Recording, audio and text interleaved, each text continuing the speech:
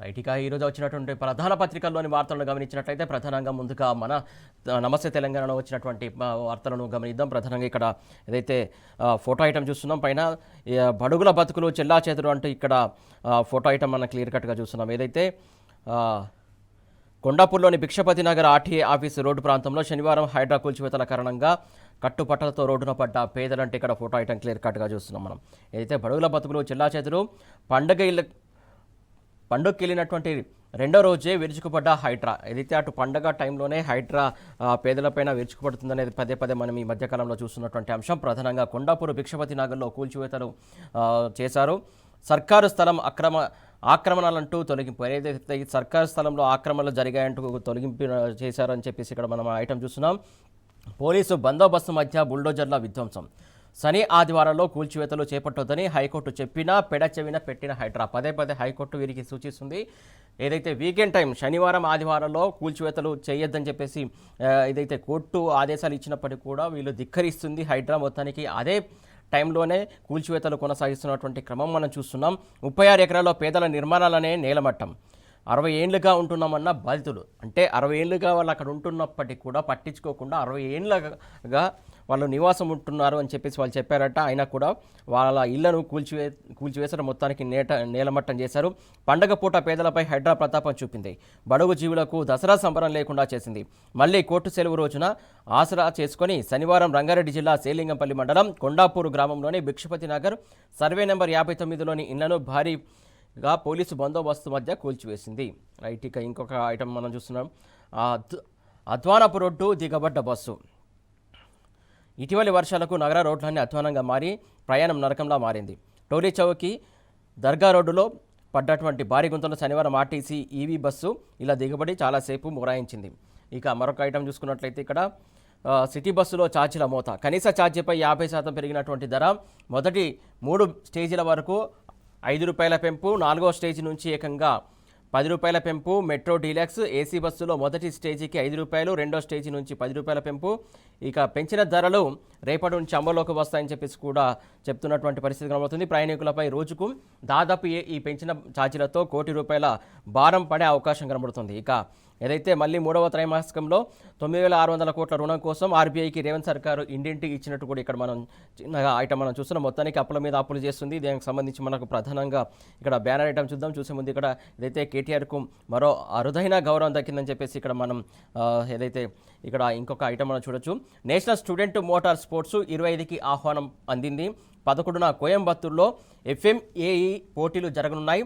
దానికి సంబంధించి ఆ పోటీలకు సంబంధించి కేటీఆర్ చేతుల మీదుగా ప్రారంభించనున్నారు. దానికి సంబంధించి ఆహ్వానం అందినట్టు ఇక్కడ మనం ఐటమ్ చూస్తున్నాం. ఇక ప్రధానంగా బ్యానర్ ఐటమ్ చూసుకున్నట్లయితే ఇక్కడ సర్కారు బాకీ 1.16 లక్షల కోట్లు.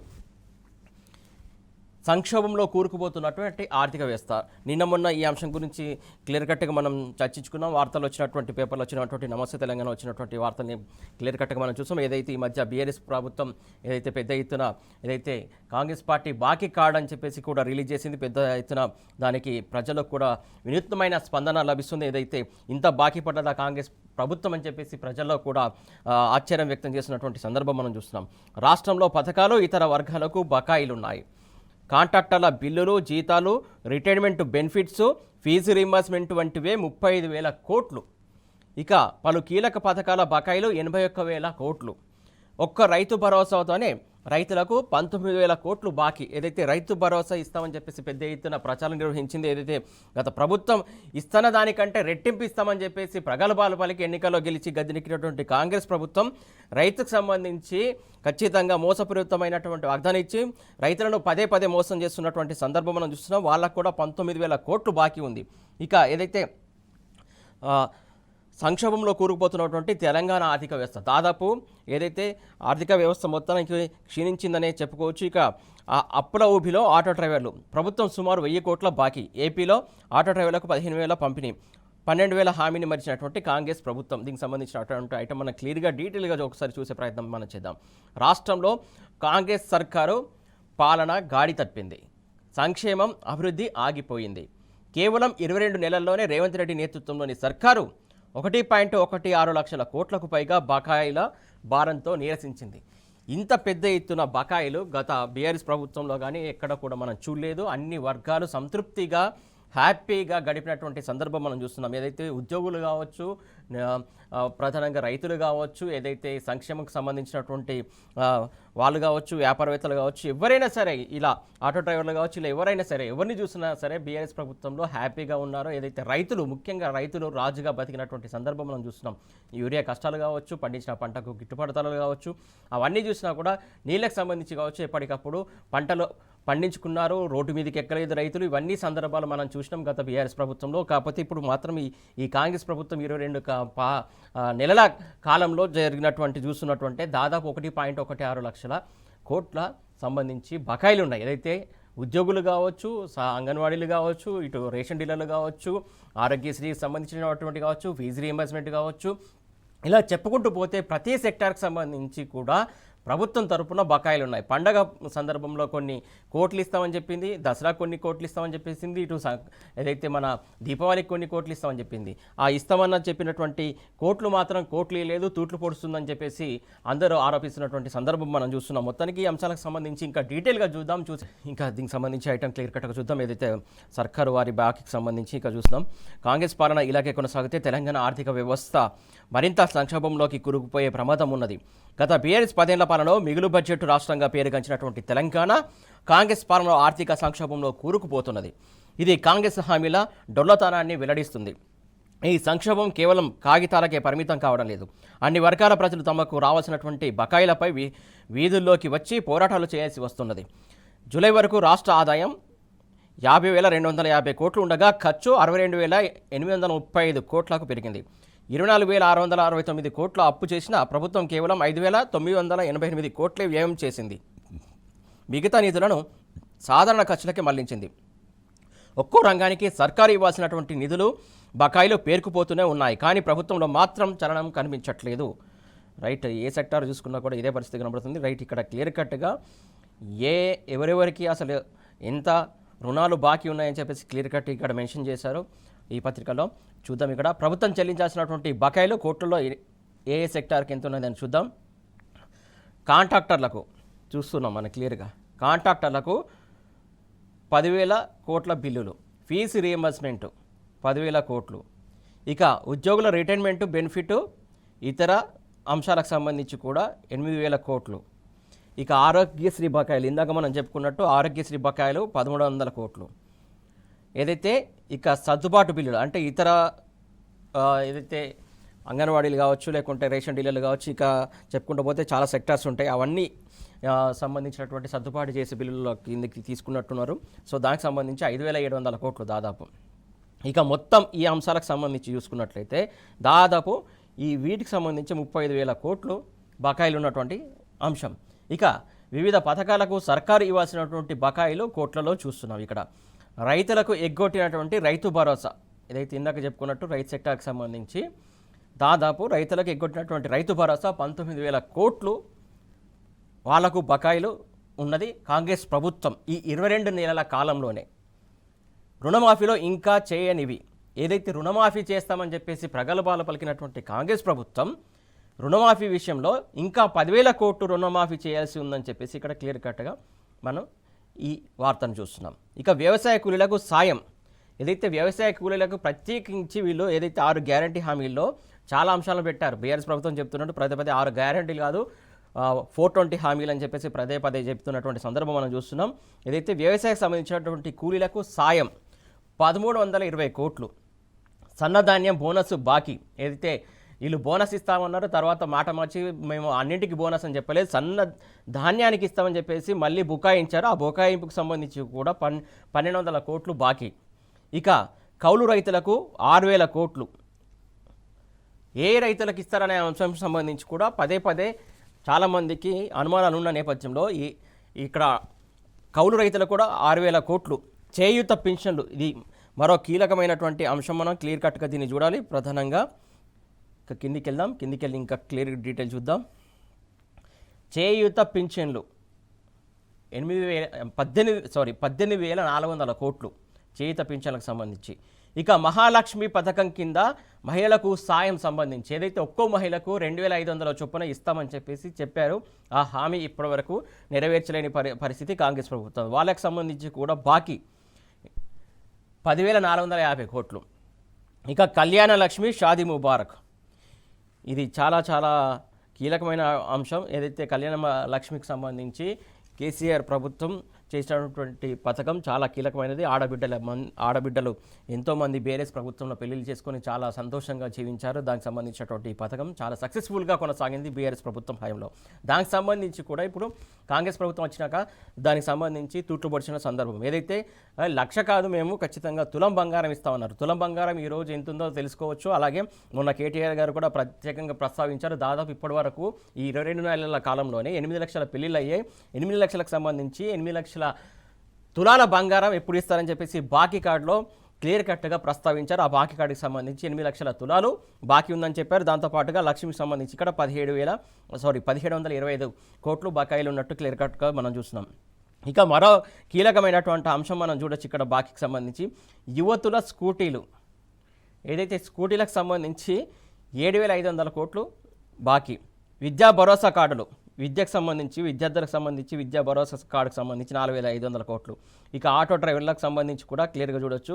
వీళ్ళ బాధనైతే మరీ వర్ణాతీతం అని చెప్పుకోవాలి. ఆటో డ్రైవర్లకు సంబంధించి సాయం ఇస్తామని చెప్పింది, వాళ్లకు 840 కోట్లు బాకీ ఉన్నటువంటి సిచ్యువేషన్ మనం క్లియర్గా చూడొచ్చు ఇక్కడ. ఇంకా కిందికి వెళ్ళి మనం చూద్దాం ఇంకా ఐటమ్స్. విద్యా భరోసా కార్డులు 4,500, ఆటో డ్రైవర్లకు 840. అమరుల కుటుంబాలకు సాయం కింద ఏదైతే అమరుల కుటుంబాలకు సంబంధించి 250 గజాల స్థలం ఇస్తామన్నారు, సంబంధించి వాళ్ళకి సాయం కూడా ఇస్తామన్నారు. ఏదైతే వాళ్ళకి సంబంధించి క్లియర్ కట్గా 330 కోట్లు బాకీ ఉన్నట్టు క్లియర్గా ఇక్కడ చూస్తున్నాం. మొత్తం పథకాలకు సంబంధించి బాకీ ఉన్న బకాయిలు 80,719 కోట్లు. 80,719 కోట్లు కాంగ్రెస్ సర్కారు ఈ 22 నెలల కాలంలోనే, ఖచ్చితంగా ఈ నోట్ చేసుకోవాలి, 22 నెలల పరిపాలన కాలంలోనే మొత్తం కలుపుకుంటే 1.16 లక్షల కోట్లు బకాయిలు పెండింగ్లో ఉన్నాయి. ఇవన్నీ కాంగ్రెస్ ప్రభుత్వం కట్టాల్సినటువంటి అవసరం ఉంది, ఇవ్వాల్సినటువంటి అవసరం ఉందని చెప్పేసి బీఆర్ఎస్కి సంబంధించినటువంటి ప్రతి నాయకులు డిమాండ్ చేస్తున్నటువంటి అంశం. అలాగే ఏదైతే బకాయి తీసుకోవాల్సినటువంటి వాళ్ళు కూడా డిమాండ్ చేస్తున్నారు, రాస్తారోకోలు చేస్తున్నారు. అన్ని సెక్టార్ల వాళ్ళు కూడా రోడ్డు మీద ఎక్కినటువంటి అంశం మనం క్లియర్ కట్గా మనం చూస్తున్నాం. ఇక మరో వార్త చూసుకున్నట్టయితే స్థానిక ఎన్నికలు జరిగేనా, బీసీ రిజర్వేషన్ 42%, 23% అనేది ఇక్కడ అందరిలో మెదులుతున్నటువంటి ప్రశ్న. పెంపు అమలవుతుందా, అటకెక్కుతుందా? జీవోను కోర్టు కొట్టేస్తే ప్రభుత్వం ఏం చేయనుంది? ప్రస్తుతం ఖరారైనటువంటి రిజర్వేషన్లు మారుతాయా, మారవా అనే సందేహాలు చాలామందిలో ఉత్పన్నమవుతున్నాయి. షెడ్యూల్ ప్రకారమే జరిగితే బీసీలకు 23% దక్కేనా? డెడికేటెడ్ కమిషన్ నివేదికను మళ్ళీ తెప్పించాలా? స్థానిక ఎన్నికలకు సంబంధించి సర్వత్రా ఉత్కంఠ నెలకొన్నటువంటి అంశానికి సంబంధించి ఇక్కడ వార్త చూస్తున్నాం. స్థానిక సంస్థల ఎన్నికల్లో బీసీలకు కల్పించినటువంటి 42% రిజర్వేషన్లు అమలవుతాయా, మళ్ళీ అటకెక్కుతాయా అని రాష్ట్ర వ్యాప్తంగా ఉత్కంఠ నెలకొంది. ప్రస్తుతం ఖరారు చేసినటువంటి రిజర్వేషన్లను హైకోర్టు కానీ సుప్రీంకోర్టు కానీ కొట్టివేస్తే పరిస్థితి ఏమిటి? షెడ్యూల్ ప్రకారమే కాంగ్రెస్ ప్రభుత్వం ముందుకెళ్తుందా? మరి ఎన్నికలను నిర్వహిస్తే బీసీలకు 23% సీట్లు దక్కుతాయా? డెడికేటెడ్ కమిషన్ నివేదికను మరోసారి సవరించి తెప్పించుకోవాల్సిందేనా అంటూ ఇక్కడ ఆ ఐటమ్ మనం చూస్తున్నాం. ఇక దీనికి సంబంధించి రిజర్వేషన్లకు సంబంధించి సుప్రీంకోర్టులో కూడా రేపు విచారణ జరగనుంది. ఏదైతే గోపాల్ రెడ్డి అలాగే ఇతరులు పిటిషన్ వేశారు, ప్రతివాదులుగా రాష్ట్ర ప్రభుత్వం, ఈసీ ఇదే అంశం సంబంధించి ఇప్పటికే కోర్టులో మాధవరెడ్డి పిటిషన్ ఉంది. ఆల్రెడీ మాధవరెడ్డితో పాటు ఇక 3 పిటిషన్ ఉన్నారు. ఈ పిటిషన్దారులు అందరూ కూడా దాదాపు చూసుకున్నట్లయితే ఏదైతే కాంగ్రెస్ పార్టీకి సంబంధించినటువంటి వ్యక్తులు అవడం ఇక్కడ ప్రశ్నార్థకం. ఏదైతే వాళ్ళే ఎన్నికల్లో పోవాలని వాళ్ళే నిర్ణయిస్తారు, మళ్ళీ రిజర్వేషన్లకు సంబంధించి వాళ్ళే ఒక జీవో పాస్ చేస్తారు, మళ్ళీ వాళ్ళకి సంబంధించినటువంటి వాళ్ళే మళ్ళీ కోర్టులోకి పోయి మళ్ళీ పిటిషన్లు వేస్తున్నటువంటి సందర్భం జనాలు అర్థం చేసుకుంటున్నారు. అందరూ క్వశ్చనింగ్ చేస్తున్నటువంటి పరిస్థితి. ఎన్నికలు నిర్వహించారా అనేది ఇక్కడే సందేహాలు వెళ్ళవెత్తడానికి ఆస్కారం వీళ్ళు సృష్టించిందే అని చెప్పేసి చాలామంది అంటున్నటువంటి అంశం. ఏదైతే తెలంగాణ స్థానిక సంస్థల ఎన్నికల్లో రిజర్వేషన్ల పంచాయతీ దేశ అత్యున్నత న్యాయస్థానానికి చేరింది. బీసీలకు 42% రిజర్వేషన్ సంబంధించి కల్పిస్తూ రాష్ట్ర ప్రభుత్వం తీసుకొచ్చినటువంటి జీవో 9కి సంబంధించి వ్యతిరేకంగా సుప్రీంకోర్టులో వీళ్ళు కేసు వేసినటువంటి సందర్భం. అంటే ఎలక్షన్లు నిర్వహించకూడదు, ఏదైతే దానికి సంబంధించిన కాంగ్రెస్ పార్టీకి సంబంధించినటువంటి వ్యక్తులే మళ్ళీ ఇటు కోర్టు మెట్లెక్కిన సందర్భం. దానికి సంబంధించి వీళ్లకు ఎన్నికలు నిర్వహించడంలో చిత్తశుద్ధి ఎంత ఉందనేది మాత్రం అందరూ ప్రశ్నిస్తున్నటువంటి సందర్భం మనం చూస్తున్నాం. ఇక మిగతా వార్తలు పరిశీలించినట్లయితే పొన్నం హైకమాండ్ అని చెప్పేసి వాళ్ళ దాంట్లో వాళ్ళకి ఇక్కడ ప్రశ్నించుకుంటున్నటువంటి సందర్భం కనబడుతుంది. కాంగ్రెస్ పార్టీలో కావచ్చు, కాంగ్రెస్ ప్రభుత్వంలో ఇలాంటి స్వేచ్ఛ చాలా ఎక్కువ ఉంటుంది. ఏదైతే ఒకరి మీద ఒకరు దురుసుగా ప్రవర్తించుకోవడం కావచ్చు, లేకుంటే క్వశ్చనింగ్ చేసుకోవచ్చు కావచ్చు, కామన్ ఇది. పాలన మాత్రం పట్టించుకోని పరిస్థితి ఉంటుంది ఎప్పటికైనా. జూబ్లీహిల్స్ కాంగ్రెస్లో 3 ముక్కలాట జరుగుతుందని చెప్పేసి ఇక్కడ ప్రధానంగా మనం వార్త చూస్తున్నాం. అంతర్మదనంలో హజరుద్దీన్ జూబ్లీహిల్స్లో పోటీ కోసం పునరాలోచన, ఎమ్మెల్సీపై గురి కుదరకనే అంటున్న క్యాడర్. ఏదైతే మంత్రి కుట్రకు ఎందుకు బలి కావాలంటూ మదనమంట. ముస్లిం పెద్దలతో అజరుద్దీన్ సమాలోచనలు కూడా జరుపుతున్నట్టు ఇక్కడ మనం చూస్తున్నాం. ఇక స్థానికుడికే జూబ్లీహిల్స్ టికెట్ అని ఎట్లా అంటాడంటూ కూడా క్వశ్చన్ మార్క్ చూస్తున్నాం. ప్రధానంగా ఎవరిని గంప కింద కమ్మేందుకు స్థానిక వివాదం అంటూ కూడా వాళ్ళలో వాళ్ళే సవాల్ చేసుకుంటున్నటువంటి పరిస్థితి కనబడుతున్నట్టు ఇక్కడ ప్రధానంగా వార్త చూస్తున్నాం. మంత్రి పొన్నం ప్రభాకర్ నాకంటే జూనియర్, కాంగ్రెస్ అభ్యర్థిని ఆయన ఎలా నిర్ణయిస్తారంటూ కూడా వాళ్ళలో వాళ్ళు ప్రశ్నించుకుంటున్నారు. మాజీ ఎంపీ అంజన్ కుమార్ యాదవ్ మండిపాటు. కాంగ్రెస్ కుటుంబాల పదవుల చిట్టా విప్పిన నేత, పారాచూట్ నేతను కాదంటూ ముఖ్య నేతకు చురుకలు. అంజన్ కుమార్, నవీన్కు పోటీగా అజరుద్దీన్ కూడా రెడీ ఉన్నారని చెప్పేసి 3 ముక్కలాట ఇక్కడ జరుగుతున్నటువంటి అంశం మనం చూస్తున్నాం. ఇక్కడ 3 ముక్కలాట కాదు, 2 ముక్కలాటనే ఇక్కడ జరుగుతుంది. అది కాంగ్రెస్ పార్టీ అంటారు దాన్ని అనేది చాలామంది అంటున్నటువంటి పరిస్థితి కనబడుతుంది. మంత్రి పొన్నం ప్రభాకర్ ఏమైనా హైకమాండా స్థానికుడికే జూబ్లీ టికెట్ అని చెప్పడానికి ఆయనకున్న అర్హతలు ఏమిటంటూ వాళ్ళలో వాళ్ళే ప్రశ్నించుకుంటున్నటువంటి అంశం ప్రధానంగా వారికి సంబంధించినటువంటి ఇక్కడ మనం ఐటమ్ చూస్తున్నాం. ఇక మరొక వార్తను గమనించినట్లయితే ఫిరాయింపులపై బుకాయింపు, 10 మంది ఎమ్మెల్యేలు పచ్చి అబద్ధాలు ఆడుతున్నారు. విచారణ ఎదుర్కోవడంపై ముఖ్యమంత్రి శిక్షణ ఇస్తున్నారు. మీడియాతో బీఆర్ఎస్ తరపు న్యాయవాది సోమ భరత్ చెప్పినటువంటి సందర్భం మనం చూస్తున్నాం. ఏదైతే ఫిరాయింపు ఎమ్మెల్యేలకు సంబంధించి ఆయన వ్యాఖ్యలు చేశారో, బీఆర్ఎస్ గుర్తుపై గెలిచి కాంగ్రెస్లో చేరినటువంటి 10 మంది ఎమ్మెల్యేలు ఇప్పటికీ పార్టీ ఫిరాయించలేదంటూ బుకాయిస్తున్నారని బీఆర్ఎస్ తరపు న్యాయవాది పార్టీ ప్రధాన కార్యదర్శి సోమ భరత్ కుమార్ పేర్కొన్నారు. శనివారం అసెంబ్లీలో 2 ఫిరాయింపు ఎమ్మెల్యేల క్రాస్ ఎగ్జామినేషన్ జరిగింది. అనంతరం సోమ భరత్ అసెంబ్లీ బయట మీడియాతో మాట్లాడారు. పటాన్చేరు ఎమ్మెల్యే గూడెం మహిపాల్ రెడ్డి, గద్వాల ఎమ్మెల్యే బండ్ల కృష్ణమోహన్ రెడ్డి క్రాస్ ఎగ్జామినేషన్ జరిగినట్టు తెలిపారు. ఇప్పటి వరకు రావాల్సినటువంటి అనేక నీచాలు బయటకు వచ్చాయని చెప్పారు. అయినా 10 మంది ఫిరాయింపు ఎమ్మెల్యేలు అబద్ధాలను ఆయుధంగా చేసుకొని మాట్లాడుతున్నారని విమర్శించారు. ఏది అడిగినా చెప్పేందుకు నిరాకరిస్తున్నారని తెలిపారు. ఇక మరొక ఐటమ్ చూసుకున్నట్లయితే ఇక్కడ అమెరికాలో హైదరాబాద్ హత్య ఒక వార్త చూస్తున్నాం. ఇది కూడా ఇంపార్టెంట్ ఐటమ్. ఎండిఎస్ చదివేందుకు యుఎస్ వెళ్ళిన విద్యార్థి డాలస్లో గ్యాస్ ఫిల్లింగ్ స్టేషన్లో పార్ట్ టైం జాబ్ చేస్తున్నాడు. పనిచేసే చోట నల్ల జాతీయుడి తుపాకీ కాల్పులు జరిపాడు. అక్కడికక్కడే మీర్పేట వాసి చంద్రశేఖర్ మృతి చెందారు. జాత్యహంకార దాడిగా పలువురు అనుమానిస్తున్నారు. దీనికి సంబంధించి మనం ఐటమ్ చూస్తున్నాం. ఇక్కడ ప్రధానంగా ఇక్కడ 2వ పేజీ చూద్దాం. ఏదైతే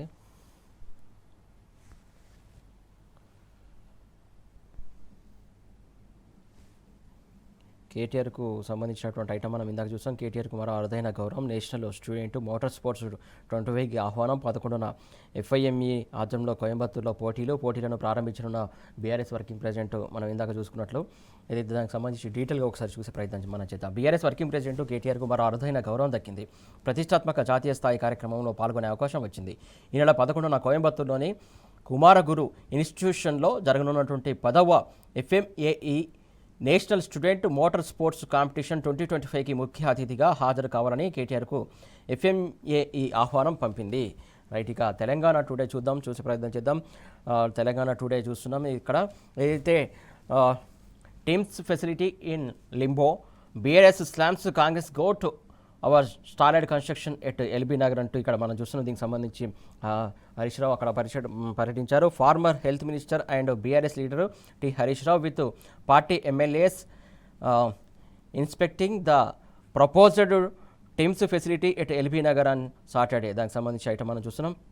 the construction of the Telangana institution of medical science టీమ్కి సంబంధించి ఏదైతే అక్కడ ఎట్లా వర్క్ జరుగుతున్నది దానికి సంబంధించి మనం చూస్తున్నాం.